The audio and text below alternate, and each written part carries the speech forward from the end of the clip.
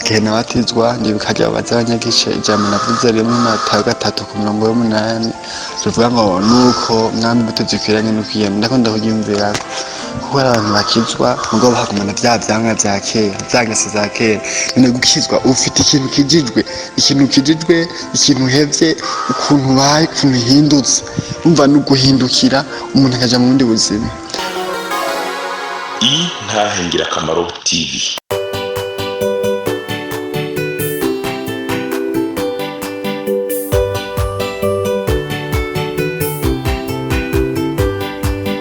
Umwami Yesu ari neze niwatanga amajambo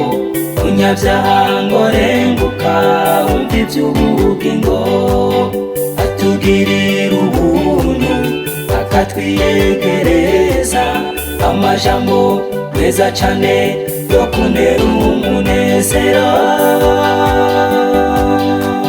niyo meza ndayakunda ntahatanezera.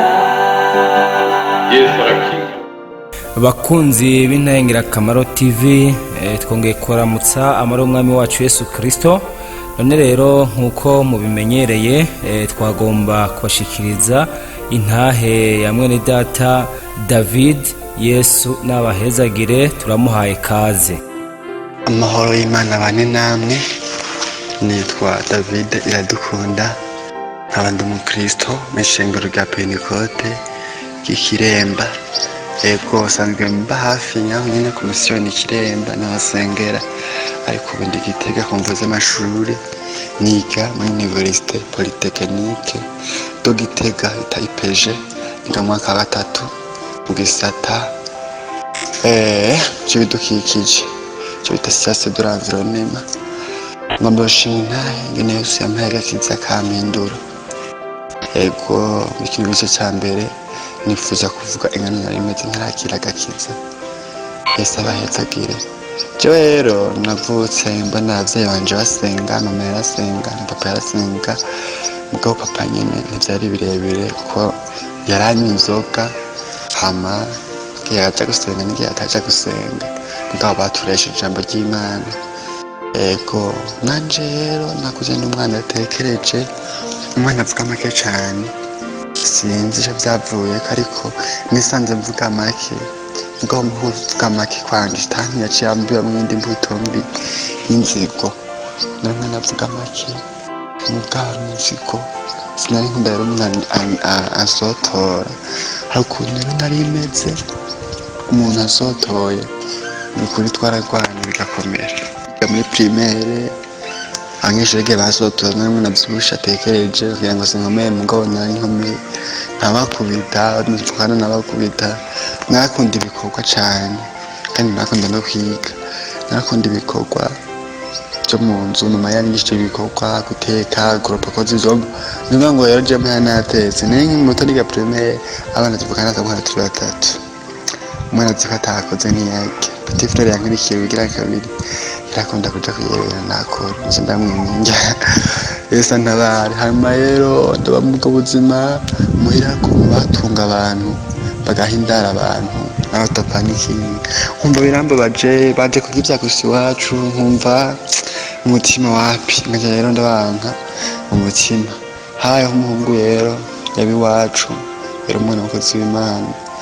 ndamwanka hewe umwanka ndamwanka,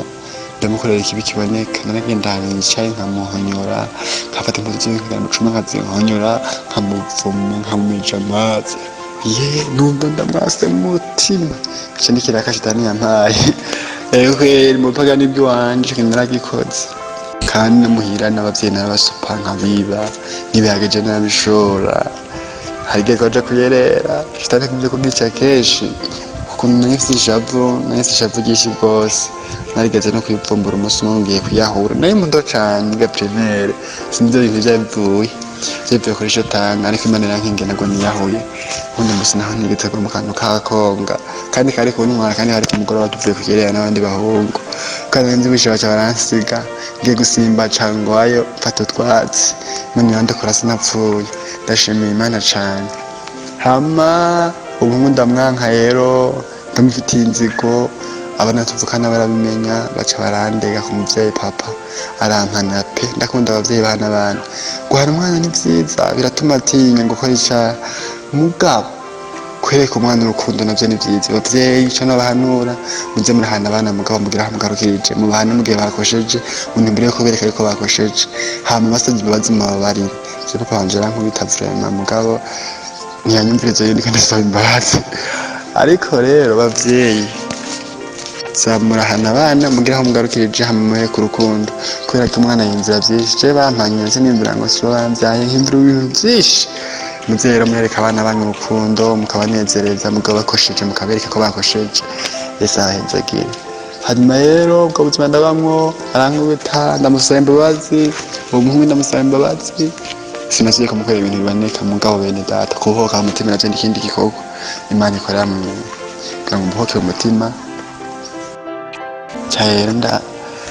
ndaba ngaho n'inzira Imana iranzana mu ciyumviro cyo kuhagera agakiza cyo gukizwa ego maze gukizwa nakijijwe afise intumbero yo kuzoja mw'ijuru intumbero yo kuzoja mw'ijuru gusa igihe nabatizwa ndibuka babaza abanyagice ijambo navuze rimwe Matayo 3:8 rivuga ngo nuko mwami imbuto zikwiranye n'ukiyana ndakunda kuryumvira kuko abantu bakizwa mugabo bahagumana vya vyanga vya kera vyangese za kera none gukizwa ufite ikintu kijijwe ikintu hevye ukuntu baye ukuntu hindutse umva n'uguhindukira umuntu akaja mu bundi buzima hanyuma rero jewe canda batizwa hari mu 2015 maze kubatizwa yarashe ndabandanya ndiko petit frère yahora ngerageza kwera akafata akankuti kofe gize kakaba tugwana ntakiza ngo nkaca nihangana kandi maze gukizwa ndamwana mwiza ndabihevye ibintu byose ndaja muri chorale nibuka narampabwa udukorasi ntazi kuririmba nubu ntabirebire hama nkaca ndaturirimba ego n'emisere d'animation honika ndakunda kuririmba cyane n'ahantu ndiko ndaririmba ego Yesu abaho umugisha ndahinduka yenda bandanya inzira yo kugororoka ego hanyuma rero niga muri 8 muri sekere mboside niho havuga ibintu byankemwere cyane nanjye mfata ingingo kumurondera hari 2017 twede fisa karago muhira kajya karago kirundi kaca ndagasasa impande y'igitani nkavuga mu gasenga Imana ngomba ubushotsi bwankemwere nta birebe nari bwangu mu gusenga ariko mu ntenge zanje Imana yarangumvise narasenga abandi bari mu nkuru mu gutera inkuru mu gikoni canke bari ahantu baterana nje gutera imbere y'Imana ndumwe nakunzi wanje gusengera iwanje nta bintu by'ibigwibwe namenyere gushika n'asaha ndakunda gusenga ndi jenyine nkatabana n'Imana ndi jenyine aho mbwira Imana twose yo mu kwezi kwa gatanu niho Yesu yaciye angendera muri uwo mwaka nyene tariki 31 arambatiza mu nkemi yera nta birebire bene data ubuntu bw'Imana n'ubuntu bw'Imana gusa ego nkemi rero ndamubatizwa muri nkemi yera tariki 31 nikana yifukamye nga muri sekiremba ahantu twasengera ndiko ndasenga Imana turasenga umurongozi wakorera niwe ko arasenga narifukamye ndabatizwa mu nkemo ubushobozi bucaburanya kuraho binayipfukamye ndaguruka vukanka nkabwishwa n'Imana biraba birebire ngene numva umutima umunezero nyinshi n'amahoro numva akayaga Yesu ashimwe kuva uwo munsi rero Imana birampinduye cyane mwigisha ni kuvuga yuko nkemyiri yamaze kuza kamemere karatsindwa nifite kamenemere kishavu nanuzi imivumo ntabishavu narakuvuma narihora nariba narifise inzigo ariko nkemu ibyo yama n'urukundo cyanuzu urukundo cyanuzu umunezero udashira kandi n'amafumba ntanezerewe ntihagabejege ntanavuga n'imvira ibintu bibi ariko usanga afite umunezero n'abantu banze bashingira inama umunezero kubwamwemeye nawe wawe namweme ego rukundo yewe nkumva nufasha abantu nkumva ndakunze umuntu nimba ari ushonje nkumva no mutwe kurya nimba ari ukenye impuzu ukenye umupira w'imbeho ukenye ikirato ukenye ipantaro mfise 2 canke 3 nkaje ndamuhereza urumva bene data jambo ry'Imana mujya kugira intumwa ice cyambere ku murongo wa 8 avuga ngo ariko muzoha gushotse mwimuyira niyabazako muzoba ibyabona byo kushingira intahe Yerusalemu, Yudani, Samariya no gushitsa ku mpera y'isi. Cyanda bicabare cyo gushinga intahe niga muri Sekiremba muhira ndashinga intahe. Nashinga intahe mu sinashinga intahe ngo muko ndavuga nashinga mu bikorwa byanje. Kamwana byanorote sinava mu cumba ntashashe, sinava muri saro masana ari kumeze twafunguriye ko urumva mu kantu kose nkumva no mwana ahanurwa akozimana aratubwira ati nkemera rero ukuri irumvira nkaritse nkemwera atumvira uwo ntabaruwe Imana ntumvira nkabikunda cyane. Yesu abahezegire bamubwo buzima nagenda abona Imana nkemera ingira akamaro kanini agenda aramakonesha ndagura kuronka nkemuyera nagenda ahura n'ibigeragezo nk'amakamukonesha nari nafashe ngiye batazokora ibyaha pinajewe na chirubanza ntaniye nigeze ncamo kuva mu pagani no mu pagani bwanje kanje umara kijwe nkiri muto kopinaje narayumvisha amatwi ninafashe ngiye batazokanda bigiyemo nundi ngira meze kaminuza ntigeze mbaza umukobwa n'ukuri Yesu yarangiye neza ntigeze nkora ku mukobwa Yesu yarandinze kubera imigabo mugabo bene data aho mu kwirinda kabamwe n'imigabo irafasha umuntu kudakora ibyaha n'abandi badasenga hari ingingo bafashe ati dukora ibyaha binibi ntavyo bakora ko bafashe ingingo mugabo abakizwa batiyubara badafata ingingo bagenda bagwa mu byaha kubera batirinze bakadimira no mu bintu by'inkemu bakomba bazavugishwa ugaca bemera oya igira amakenga habeho kwirinda ko abantu benshi by'inkemu ari byo babizimiramwo none bene data dukunda guhanurwa twemeye impanuro z'abakozi b'Imana nimba kugira ati reka kuja gusengera mu cumba niko yarabanze ingaruka mbi ziriyo abantu benshi bakoreye ibyaha bishimikije ibintu by'Imana bishimikije mpemu zitarizo bavuga ati reka kuja mw'ishyamba gusengera niko yarabanze yuko hari ingorane jewe Imana yandinze ibyo bintu byose navyo nigeze ngiramwo nakunze impanuro z'abakozi b'Imana bavuze ikintu nkacirinda nkabakunda Imana irampindura mu rukundo mpagusengera abantu bose ndakunda abantu banyabyaha abantu nkabasengera ashana niga muri Sekiremba basengera ndayagisha abantu muri Poze barabadakijijwe nabanza kubasengera nkumva Imana indangoriye kuza nkabahanura abaje kwiga muri se nkabakira neza nkatuza ijambo ry'Imana nkagenda ndo nkabakizwa baza kuri Yesu gushika no standa cyabikomeje cyo civuga butumwa no kuri rezo sosio ndabikora kandi maze kubona abantu benshi baza kuri Yesu n'abari mu mihingo itandukanye no mu bihugu bitandukanye kuri rezo sosio turakorera Imana tukavuga ubutumwa bwiza inbox tukayaga n'umuntu tukashingana intahe Yesu abahezagiye ego nagenda abona Imana rero mu buryo butandukanye Imana nk'izingwara hari byo ngiye kugwara ndahantu kwa nyukura bya mama ndagwara ukuguru niriwe ndakunda gukora cyane niwe ndarima hanyuma ku mugoroba rero ndagwara numva mbara mu karo mitako kandi ata nkovu ufise atabuvyimbe bitera byanka niko ko kurashikirwa ndabona ngamye handi ko ndarira uko isaha yongerekana ariko ubare bwongerekana ndadukandarira no kurabyumvise cyane muganga umukozi w'Imana ko juru biraba ibikomeye birahako nikakaza mu kintu nyine kimeze nk'ikiri paralize aho njyanye ntikakaza ndatura ngene nkubwira ati bose barayandariye bazikati mwana ko nashobora gutaha gapfa Imana yarankijije umunsi mwene navyose nkomeye nibe byinshi nagiye mbona Imana hama ikindi cyafashije ni gufata ingingo ati sinzokora ibyaha sinzotirisha nafashe ngati sinzotirisha nkiba uburyo bwose hari abantu baba ngo sinkirisha umugabo yumvise ikintu mwe mukora ikibazo akadogo baravuza agaca candika natasharazi uratirishije kudeni cyane jewe yogiye gukora ikibazo tugiye muri Grand Star twakorera tugiye mu ishuri bagenda barabaza akaca nziza amatwi nkaca higa umuntu azikazarumviriza Imana n'ukuri izo bimubaza umbere nkiba mu buryo bwose nkibara ibyaha byose Imana ikagenda amakonesha hamwe no gufata ingingo no kwemera impanuro z'abakozi b'Imana no gusenga Imana nagiye mbona Imana rero bene data nkemira n'imyiza nkemira yamaze kuza mu muntu kamemere kazimba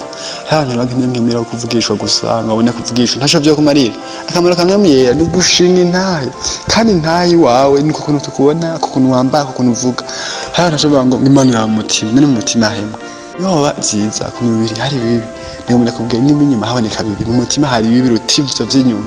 ise tabara bene datraka n'intahe no misi mu ngeso cyo nkunda kuyaga n'abantu benshi kandi ahanurana hageze guhanura umuntu akaza kubwira ngo ngurya umusenga hamwe ngo ameze uko ngo mwishenge wanyu ngo bameze uko urumva ba bantu batabaye ibyabona byo gushinga intahe bene data tubi ibyabona byo gushingira intahe Yesu mu ngeso zacu muri sosiyete bicabona bakitegereje njye ndakunda Imana nukuri nashimira Imana abanyeshuri kandi abashinga intahe mu bikorwa byanje sinabanga ndumukizwa oya bayabyibwira abo nyene bandavye ingeso zanje bigatuma bahimbaza Imana banyitegereje ati Yesu ashimwe pastor n'abavyeyi kabinyita abantu b'umuryango ababanyi abantu naca ngenda mvuga Imana hawe numva niga muri sekemba sitangene tekinike hose naracamira mvuga Imana abayetesi bakanshingira intahe ngaca numva ndagizwa mu mutima ati mbega Mana wowe nawe mvuga kwiki ko abantu bose bantera amashurwe ndakuri diplome yanje bigisha baraje muhira barashingira intahe ndabati Mana nawe umvuga kwiki ngaca numva no kwirinda kugira ngo sinzomara abantu bose banzwe n'umukizo ngene na Bibiliya nkiyeza ikindi kintu nkunda je mu buzima bwanje bw'inkene ndakunda kwezwa cane kano kose ari nyene umva waguye muca hazinuka amajoro nje kandi umukozi w'Imana hava kwishuri n'urukanga kandi umukozi w'Imana kwa ngo ntunganya sinzomara Yesu ahezagire niyo ntaye yanje rero nkamera ni mwiza yamaze kuza umuntu kameremere karatsindwa ayumvise bose Yesu ahezagire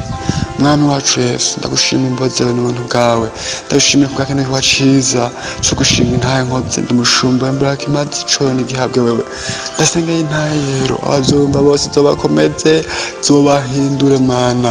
weshi bazibahindukira Imana kugira ntahe twese hamwe duhurira mu bwami bwo mu ijuru mu izina rya Kristo Yesu Mwami wacu amen.